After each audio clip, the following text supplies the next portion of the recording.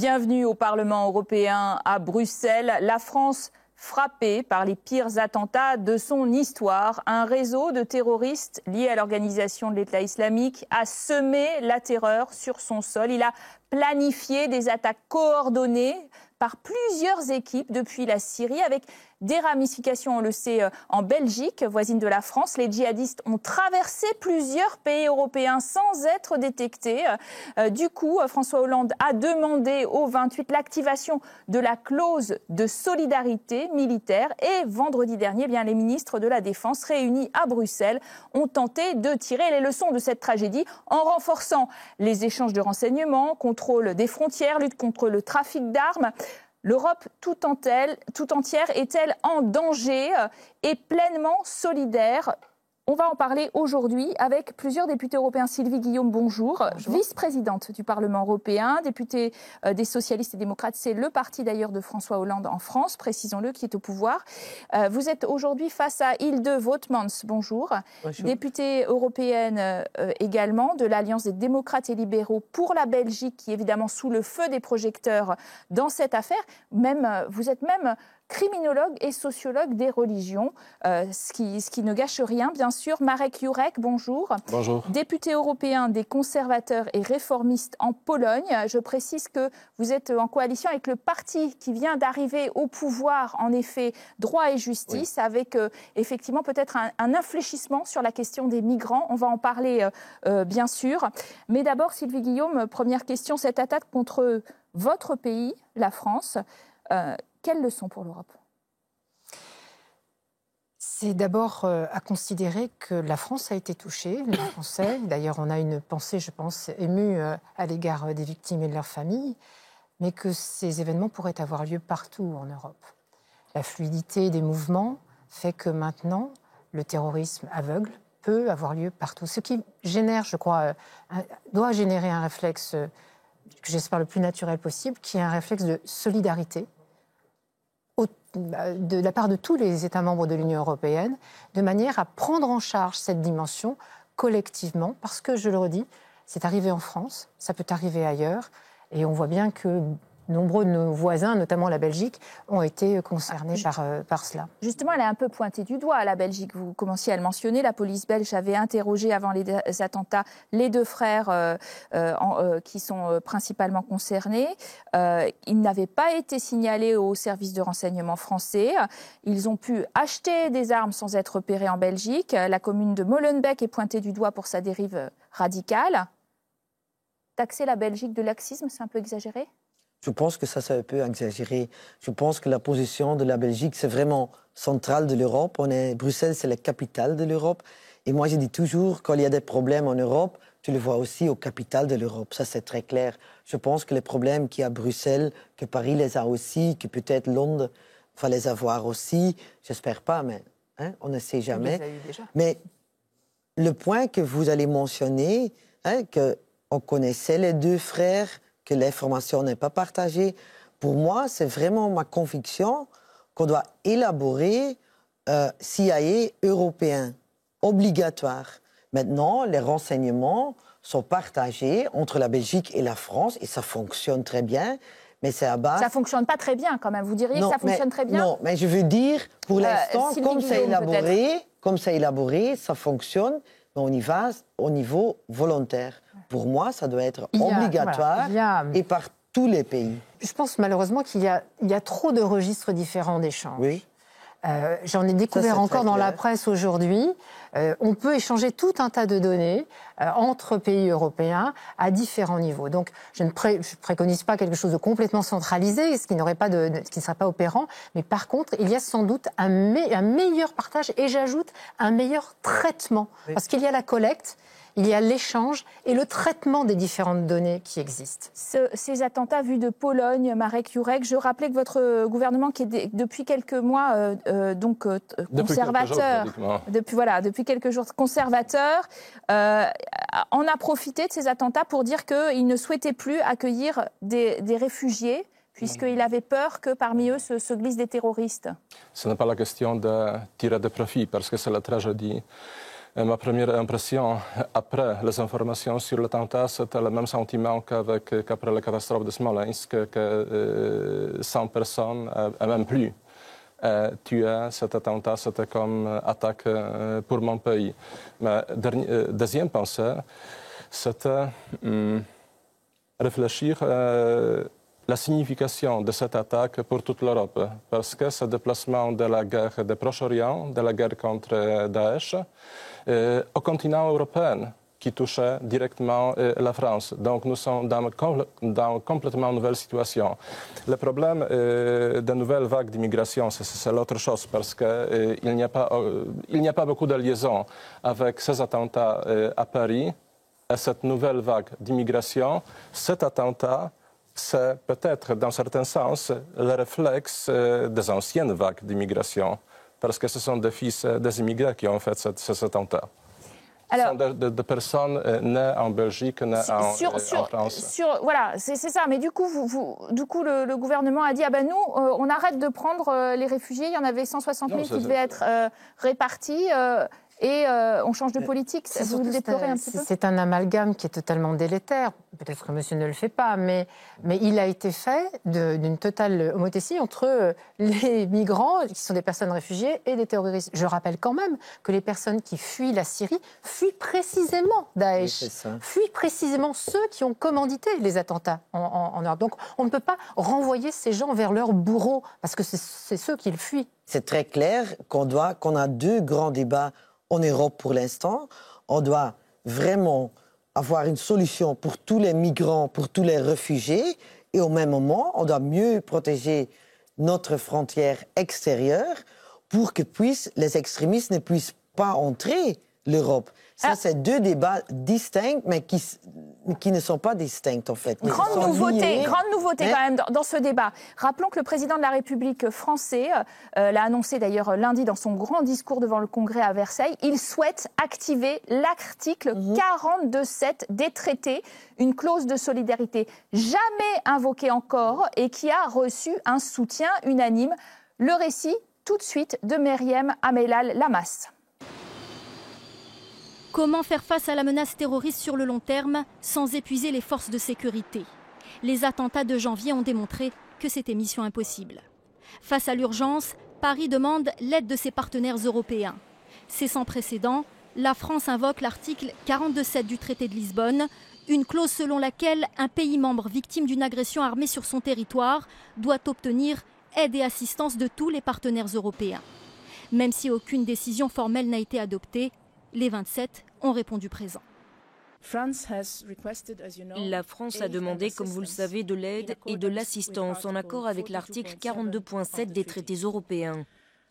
Aujourd'hui, l'Union européenne, à travers la voix de l'ensemble des ministres de la Défense des pays membres de l'UE, a exprimé de manière unanime son soutien plein et entier à la France et est prête à fournir toute l'aide et l'assistance nécessaires. Pour le ministre de la Défense, cette aide passe par une collaboration capacitaire sur les interventions françaises en Syrie et en Irak ou par un allègement ou un soutien de la France dans d'autres opérations. Ce que j'ai fait valoir à mes collègues, c'est que la France ne peut plus tout faire.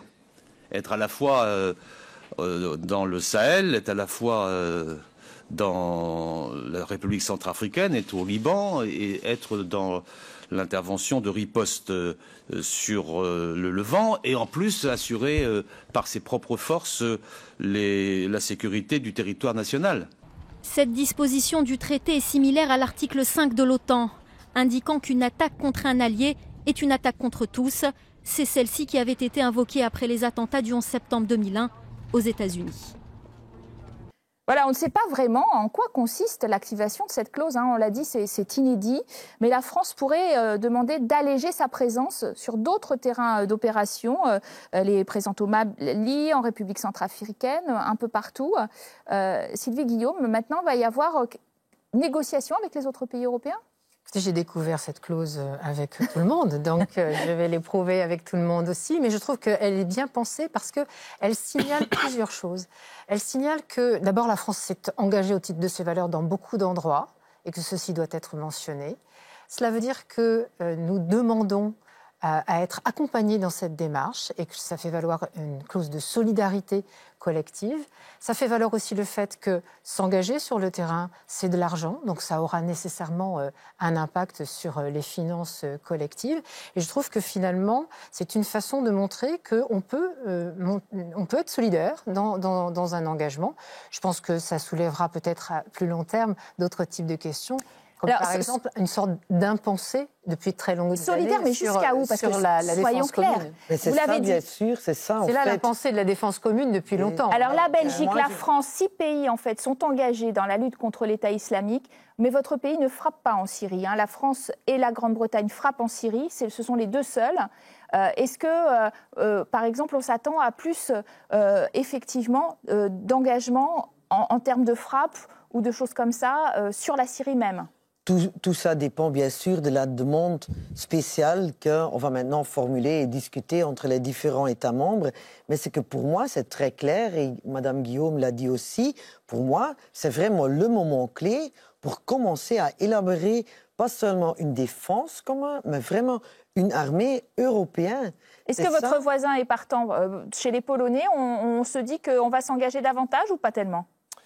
Nous serons certainement solidaires avec la France, avec le défi pour l'Europe, parce que la sécurité commune et la défense d'indépendance et de sécurité de nos pays, c'est l'essence, à mon avis, c'est l'essence de solidarité européenne.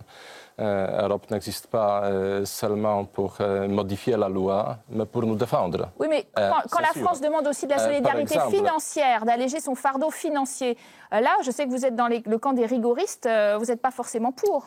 On verra. Un des généraux très proche du gouvernement actuel a déclaré qu'il faut réfléchir, par exemple, d'envoyer les unités spéciales polonaises qui sont très bonnes, qui étaient en Afghanistan, qui étaient en Irak.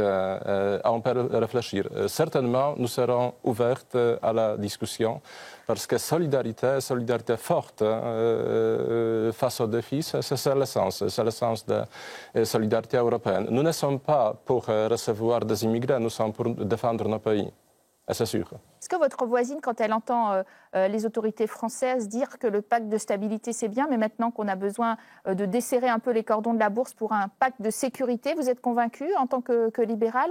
Oui, bien sûr. Pour nous, on veut vraiment faire des pas en avance. Pour la sécurité, ça c'est très clair. On fait aussi déjà beaucoup de choses. Nos F-16 sont aussi en train d'opérer en Irak. On fait beaucoup, mais pour moi, c'est vraiment... Je pense qu'on doit vraiment saisir le moment maintenant pour une défense commune, pour une armée européenne, pour une collecte et partager des informations entre les 28. Si l'Europe ne prend pas des pas maintenant, je ne sais pas qu'est-ce qu'on faut encore pour prendre des pas en avance. C'est ça, c'est vraiment fondamental. Et deuxième chose, on doit aussi réfléchir comment on va traiter les réfugiés, les migrants, par exemple l'intégration dans notre société. Pour moi, c'est vraiment... Moi, je ne sais pas expliquer pourquoi les jeunes qui ont vécu ici à Bruxelles, pourquoi ils partent pour aller faire une guerre qui n'a pas à eux. C'est un phénomène français-belge très fort. Les deux pays où il y a le plus fort pourcentage, en effet. Fort pourcentage, mais c'est vrai que c'est un phénomène relativement répandu. Parce que ce qu'a dit Madame est fondamental, c'est-à-dire que c'est une sorte de crash test ce qu'on vit en ce moment dans les pays européens. L'Union est en crash test. C'est-à-dire qu'il y a des tensions très très fortes qui existent. Cette question de la solidarité est au cœur de nos discussions. Et voilà, j'aimerais qu'on... Crash test pour l'espace Schengen aussi, voilà, parce que on se dit, cet espace de libre circulation, est-ce qu'il ne faut pas rétablir des frontières intérieures? Et la question, c'est effectivement, est-ce qu'on continue de vivre ensemble avec les règles qu'on s'est fixées? On les a évoluées parce qu'il y a sans doute des évolutions nécessaires, mais est-ce qu'on continue de construire quelque chose ensemble sur les valeurs qui nous sont communes? Je trouve que c'est une question assez fondamentale. Mais pour moi, la réponse est très claire. Évidemment que oui. Si le terrorisme et toutes les choses qui essayent de nous attaquer, on ne peut pas résoudre ça à nous seuls. On ne peut pas, et je pense que j'ai une autre vision que vous, on ne peut pas résoudre ça seulement en Belgique. Pourquoi pas? Ce sont vraiment les choses européennes et on doit les résoudre avec plus de l'Europe et pas moins de l'Europe. Est-ce que Schengen est un problème pour vous? Est-ce que ce sont ces frontières intérieures ouvertes qui posent problème désormais? La France les a rétablies, mais pour une période limitée, de 3 mois pour l'instant. Est-ce que, attention, on n'est pas en train de revenir sur un contrôle à l'intérieur de Schengen? Pour tout le monde.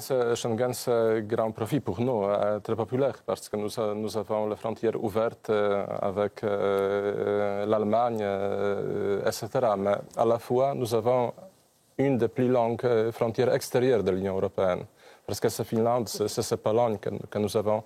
Je suis très engagé au Parlement européen pour élargir l'action contre le trafic des hommes en mer Méditerranée, en mer Noire.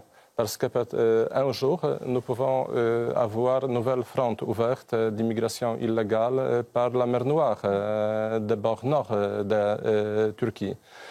Donc, nous devons certainement agir communément, mais il ne faut pas faire des amalgames de problèmes, parce que pour se défendre en commune, il ne faut pas créer l'armée européenne. Non, moi je pense quand même que ça peut... Guillaume, un petit mot de conclusion. Il y a plein de sujets qui sont sur la table, plein de dossiers, plein de choses qu'il faut qu'on évalue. La façon dont on travaille aux questions d'intégration, effectivement. Oui.